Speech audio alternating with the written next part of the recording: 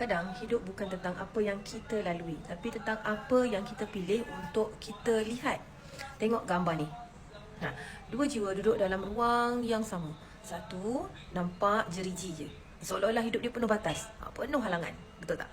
Seorang lagi tu, dia pandang keluar dan nampak pemandangan yang indah menunggu dia. Walaupun tempat sama, hati dia tak terkurung. Begitulah kehidupan.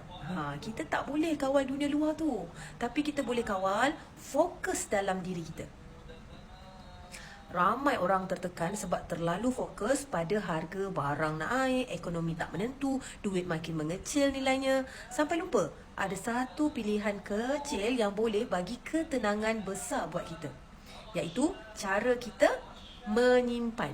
Bila kita tukar sebahagian simpanan kepada emas, kita sebenarnya sedang memilih untuk melihat jauh ke depan. Kita memilih kestabilan, kita memilih ketenangan, kita memilih untuk lindungi diri daripada inflasi yang kita tak mampu kawal pun.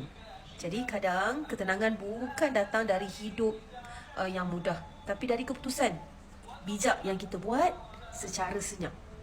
Jadi kalau anda nak belajar simpan emas dengan betul, boleh follow Isma.